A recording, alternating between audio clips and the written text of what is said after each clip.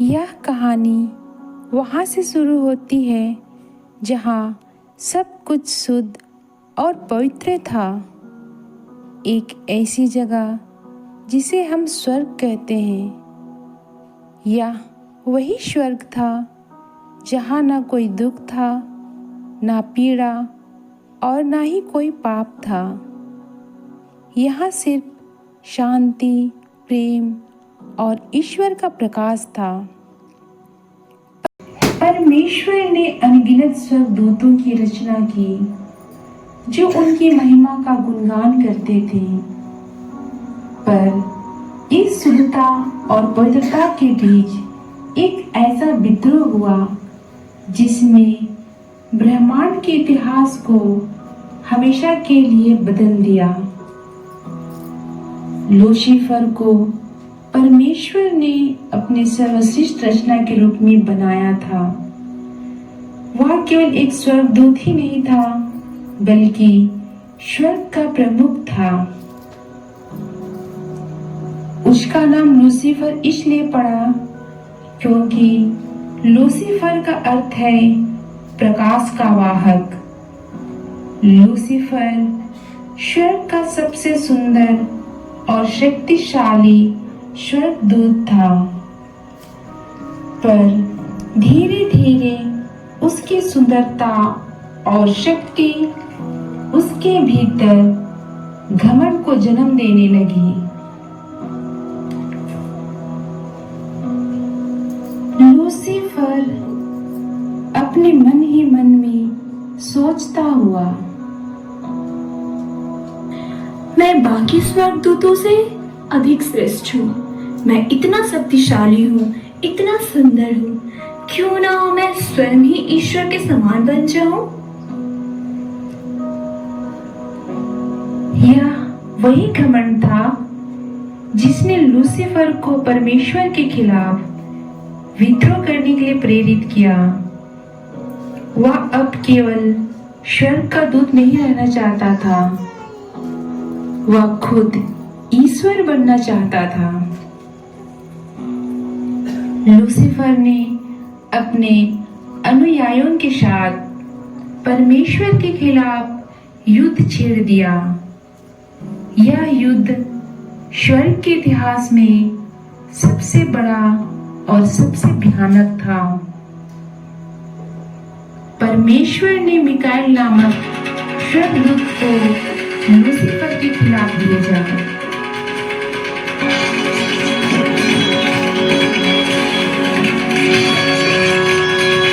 Mikael और उनकी सेना ने लूसीफर और उसके विद्रोही स्वर्गदूतों को हराकर स्वर्ग से नीचे गिरा दिया।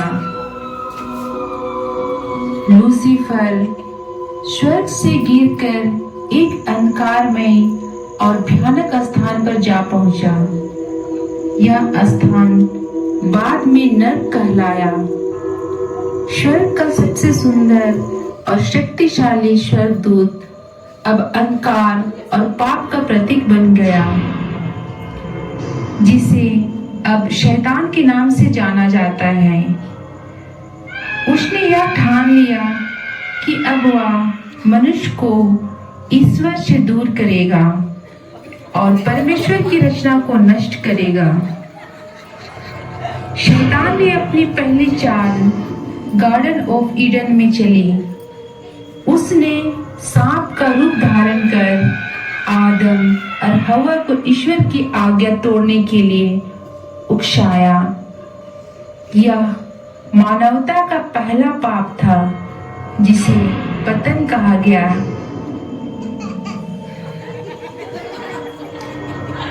आज भी शैतान मानवता को ईश्वर से दूर करने की कोशिश करता है।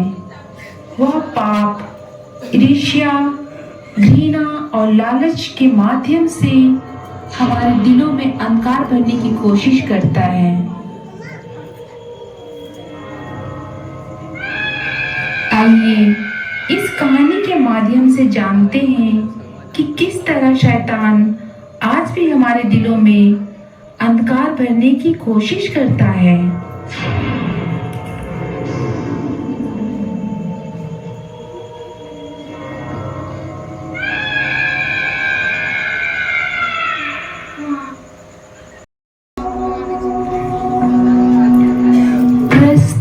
घटना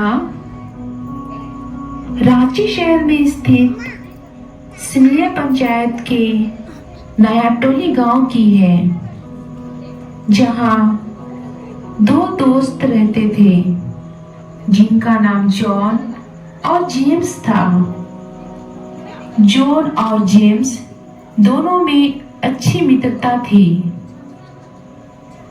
एक दिन जब वे दोनों अपने घरों से स्कूल की ओर जाते हैं, तभी शैतान उनके पास आता है और उन दोनों को बहलाने की कोशिश करता है ताकि वे स्कूल ना जा पाए।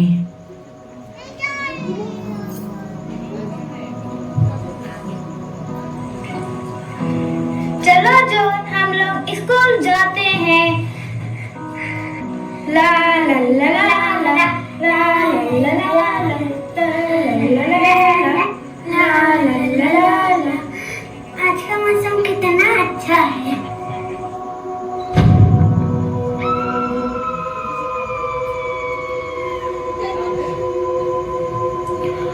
जॉन और जेम्स स्कूल जा रहे हो? हाँ। ओह जॉन, जेम्स, तुम रोज रोज स्कूल जाके थक जाते होगे ना? रोज रोज वही क्लास, वही सब्जेक्ट, कितना बोरिंग होता होगा। क्यों ना तुम आज स्कूल ना जाओ? नहीं नहीं, स्कूल जाना अच्छी बात है। अगर हम दोनों स्कूल नहीं जाएंगे तो हमें डांट मिलेगी। ये सब फालतू बातें हैं। अगर तुम एक दिन स्कूल नहीं जाओगे तो क्या हो जाएगा? तुम दोनों पेट दर्द का बहाना कर स्कूल मत जाना और ये किसी को पता नहीं चलेगा।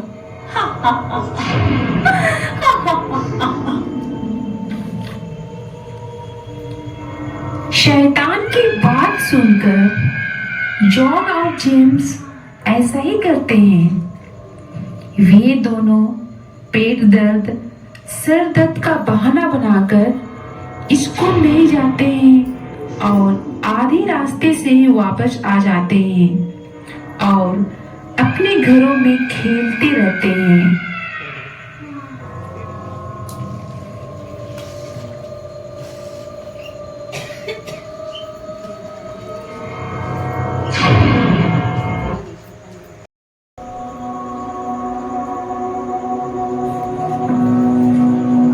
इसी गांव में दो मित्र और भी रहा करती हैं, जिनका नाम रूही और राहा है। दोनों बहुत ही अच्छी दोस्त हैं। दोनों जहां भी जाती हमेशा साथ जाती है। दोनों में घनिष्ठ मित्रता है। वही रूही बहुत ही अमीर परिवार से है, जिससे किसी भी चीज की कमी नहीं होती। उसे जो चाहे मिल जाती थी। वही राहा एक गरीब परिवार से है, जिसे हर चीज आसानी से नहीं मिलती, क्योंकि उनकी परिवार की स्थिति अच्छी नहीं है। फिर भी दोनों में मित्रता बहुत ही घनिष्ठ है। एक दिन की बात है,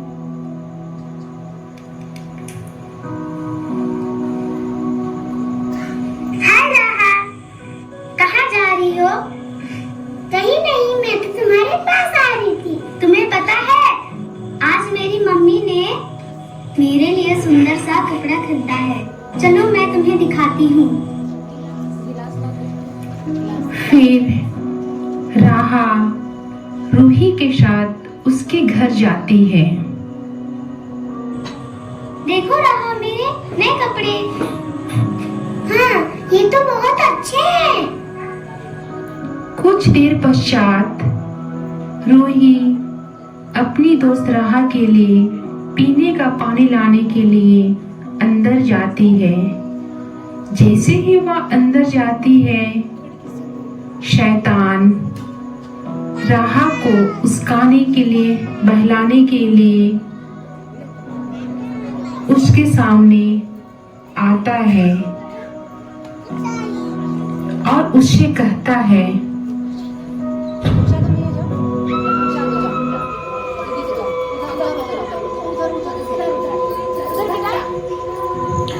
राहा, ये बहुत सुंदर कपड़े हैं ना? हाँ, तुम सोच कर देखो, इतना सुंदर कपड़ा अगर तुम्हारे पास हो तो तुम कितनी अच्छी लगोगी ना? हाँ, पर ये कपड़े मेरे नहीं हैं। तुम क्या हुआ? तुम इसे चोरी कर लो। नहीं नहीं, चोरी करना पाप है। हाँ, क्या पाप और क्या पुण्य? या किसने देखा है कि तुमने चोरी किया है? यहाँ तो रूही भी नहीं है। नहीं रहा, तुम चोरी मत करना, इसकी बात नहीं सुनो। इसकी बात मत सुनो, मेरी बात सुनो। इसे ले लो, क्या अच्छा मौका है, इसे ले लो।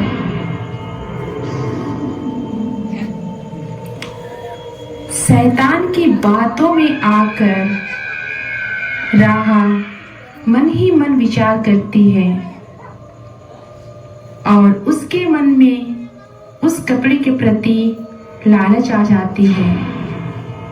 फिर वह अपनी दोस्त रूही के नए कपड़े को चुपके से अपने थैले में डाल लेती है और वहां से दबे पांव धीरे धीरे अपनी घर की ओर चली जाती है। जब रूही पानी लेकर अपने कमरे पर आती है तो वहां पर राहा और अपने नए कपड़े को ना पाकर रोने लगती है।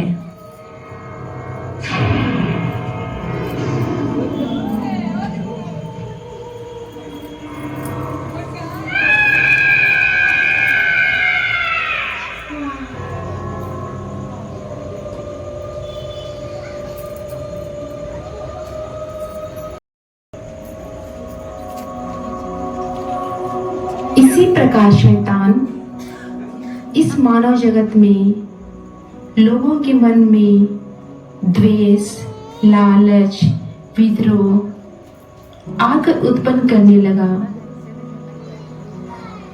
इसी गांव की और एक घटना है।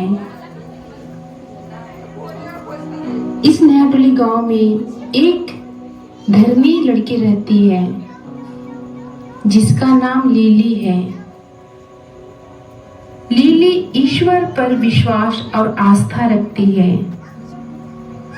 वह हमेशा बाइबल का अध्ययन करती है, अपने से बड़ों का आदर और सम्मान करती है, सबकी बातें मानती है।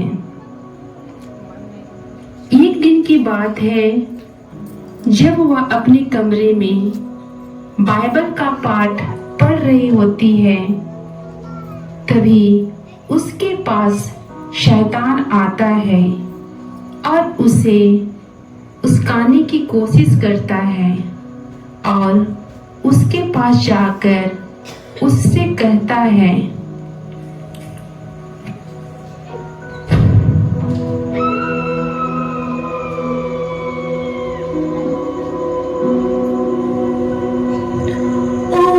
तुम बाइबल का पाठ पढ़ रही हो? इसे पढ़ने से क्या होगा? कुछ भी तो नहीं होगा। तुम्हें लगता है कि तुम इससे ईश्वर के करीब पहुंच जाओगी? हाँ।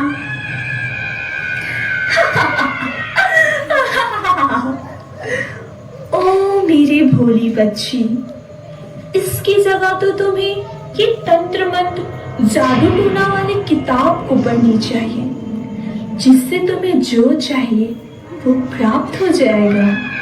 इसकी बातों में मत आओ। ओह, इसकी बात मत सुनो, मेरी बात सुनो। तुम सबसे शक्तिशाली बन जाओगी। इसे पढ़ो, इसे पढ़ो, लो, इसे पढ़ो। शैतान की बातों में आकर लिली ऐसा ही करती है। वह कभी जादू टोने की किताब लेकर पढ़ती है, कभी तंत्र मंत्र याद करती है, कभी मोबाइल पर जादू टोने की जो विधि है उसे देखती है और धीरे धीरे वह झाड़ फूक, जादू टोना, तंत्र मंत्र की विधिया पर ध्यान देने लगती है।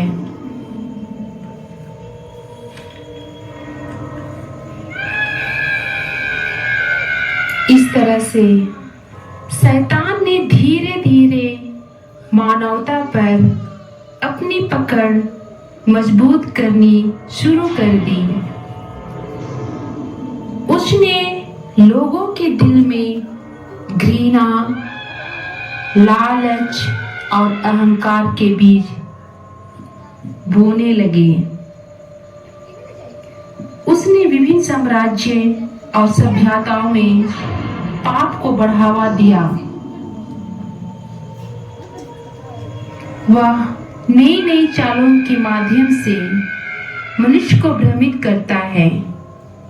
वह धन, प्रसिद्धि और शक्ति का लालच देता है। वो मानवता को बताता है कि वे अपनी इच्छाओं के अनुसार जी सकते हैं और उन्हें ईश्वर की आवश्यकता नहीं है।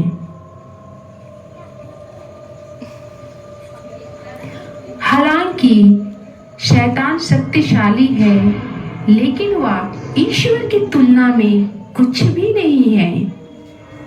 परमेश्वर ने मानवता के उद्धार के लिए यीशु मसीह को इस धरती पर भेजा।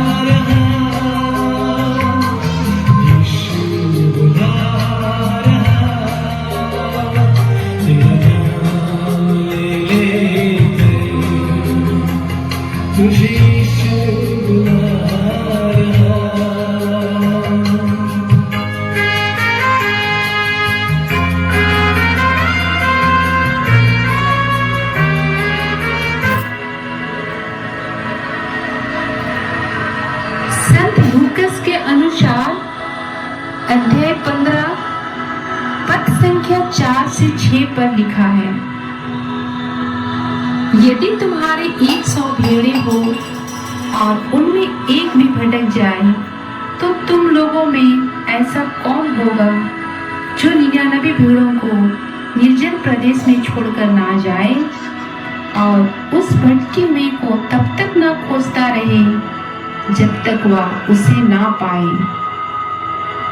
पाने पर वह आनंदित होकर उसे अपने कंधों पर रख लेता है और घर आकर अपने मित्रों और पड़ोसियों को बुलाता है और उससे यह कहता है, मेरे साथ आनंद मनाओ, क्योंकि मैंने अपनी भटकी हुई भेड़ को पा लिया है।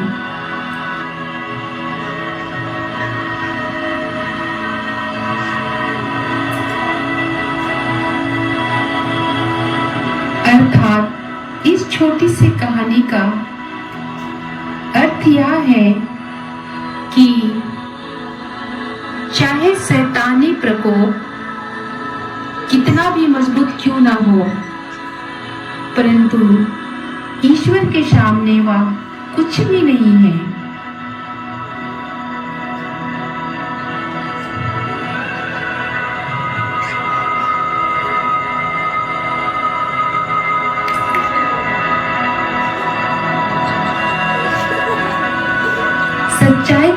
सामने बुराई हमेशा घुटने टेक देती है। तो इस कहानी में आप देख सकते हैं कि शैतान ने कितने ही प्रपंच, कितने भी चाल चली, परंतु अंत में जीत ईश्वर की होती है। अब जॉन और जेम्स दोनों स्कूल जाने लगे। रूही और राहा दोनों फिर से मित्र बन गए। लिली भी फिर से बाइबल का अध्ययन करने लगी और ईश्वर में आस्था रखने लगी। हमें हर परिस्थिति में ईश्वर का साथ नहीं छोड़ना चाहिए। चाहे कितनी भी मुसीबत हो, दुख तकलीफें हो, हमें प्रभु ईश्वर की आराधना करनी चाहिए, परंतु गलत रास्ता कभी भी नहीं अपनाना चाहिए।